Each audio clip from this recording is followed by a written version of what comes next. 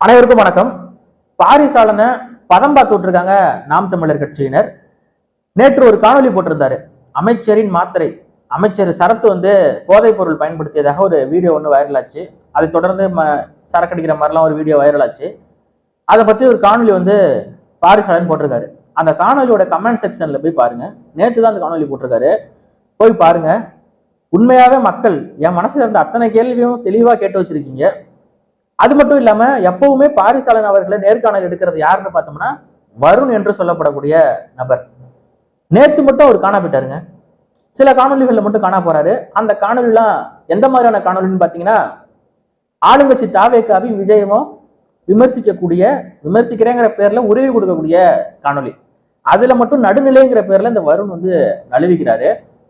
அதே போல இந்த ஆளுங்கட்சி தாவேக்காவை விமர்சிக்கிறதுல பாரிசாலனை எப்படி விமர்சிக்கிறார் அப்படின்னா, இப்ப இந்த தெலுங்கர் எதிர்ப்பே வச்சுக்கோமே, இப்ப நாம் தமிழர் கட்சி ஏதாவது ஒரு தெலுங்கர்களுக்கு முன்னுரிமை கொடுத்து பெரிய வாய்ப்பு கொடுத்தா அது எப்படிங்க கொடுக்கலாம், அது எப்படி கொடுக்கலாம் அப்படின்னு கத்துவாரு.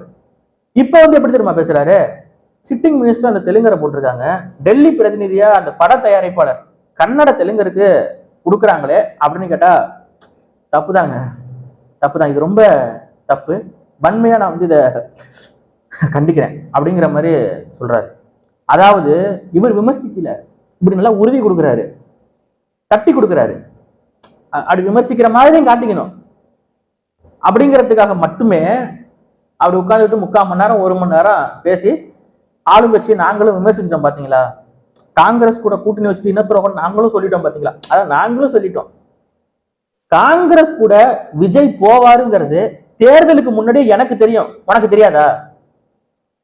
காங்கிரஸ் கூட கூட்டணி இல்லைன்னு தேர்தலுக்கு முன்னாடியே விஜய் பேச சொன்னாரா? உண்மையான காங்கிரஸ் ஏன் கூட தான் இருக்குன்னு தேர்தலுக்கு முன்னாடியே விஜய் சொல்லிட்டாரு.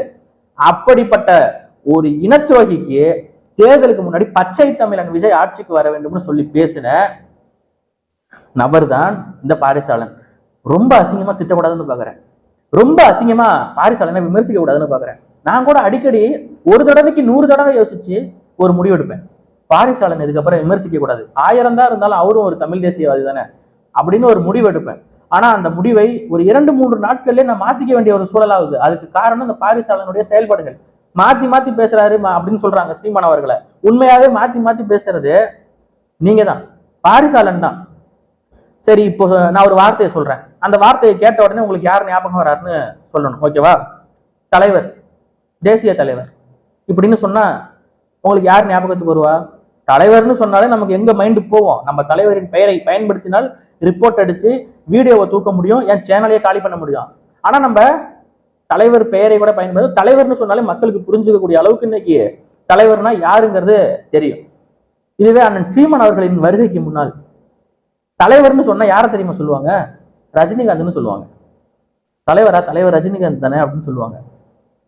அதே போல தமிழினத்தின் தலைவர் யாருன்னு கேட்டா கலைஞர் கருணாநிதினு சொல்லுவாங்க. தலைவர் பிரபாகரனை, கேப்டன் பிரபாகரனை தெருத்தெருவா கொண்டுட்டு போய் சேர்த்து மூலமுடுகெல்லாம் கொண்டுட்டு போய் சேர்த்தது அண்ணன் சீமான் தான். எனக்கே தலைவர் யாருன்னு தெரியுது, அண்ணன் சீமான் அவர்களின் பேச்சை கேட்டதுக்கு அப்புறம் தான் தெரியும். ஆனா எங்க ஊர்ல இந்த பதாகை பிளக்ஸ் வைப்பாங்க திருவிழா டைம்ல, அப்ப வீரப்பன் போட்டோவும் இருக்கும். வீரப்பன்னா யாருன்னு தெரியும், காட்டுக்குள்ள இருந்தாரு, 36 வருஷம் இருந்தாரு, 3 ஸ்டேட் போலீஸ் செதற விட்டாருன்னு எல்லாருமே சொல்லிக்குவாங்க, பேசிக்குவாங்க, அதை வச்சு நமக்கு தெரியும். ஆனா தலைவரை பத்தி யாருமே பேச மாட்டாங்க, போட்டோ மட்டும் போடுவாங்க. யாருன்னு கேட்டா கேப்டன் பிரபாகரம். என்ன பண்ணாருன்னு கேட்டா யாருக்குமே தெரியாது அவர் என்ன பண்ணாரு. சரி, ராணுவ உடையில இருக்காரு, இந்திய நாட்டின் ராணுவத்துலதான் இருந்து சிறப்பான வீரரா தலைவர் பிரபாகரன் செயல்பட்டு இருக்காரு போல, அதனாலதான் போடுறாங்க அவர் இந்திய நாட்டுக்காக போராடி செத்துருக்காரு போல அப்படின்னு தான் நாங்கெல்லாம் நினைச்சுக்கிட்டு இருந்தோம்.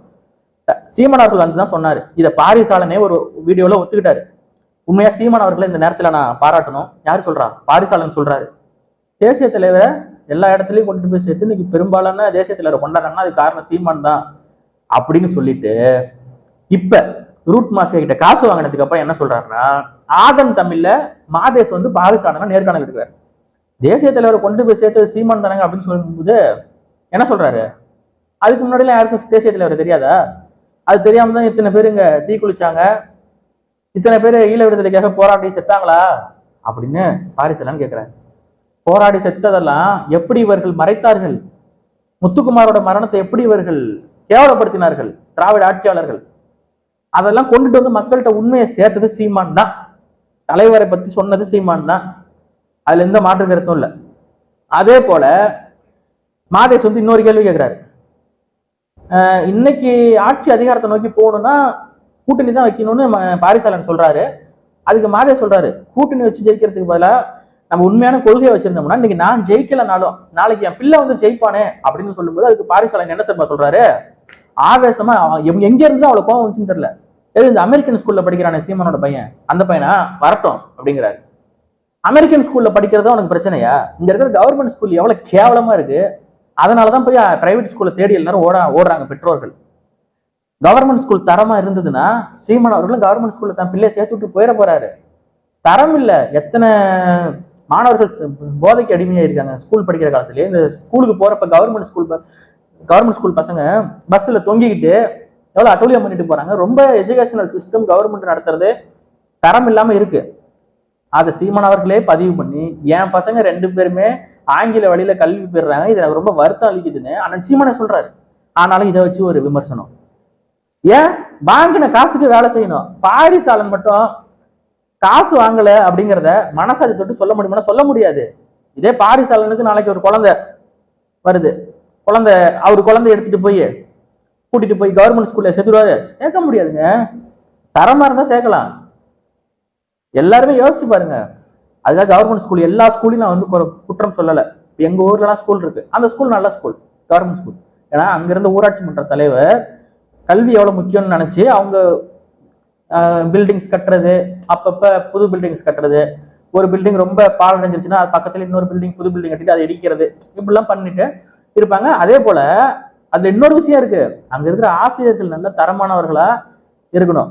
அங்க எங்க ஊர்ல இருந்தாங்க நாங்க படிக்கும் போதெல்லாம்.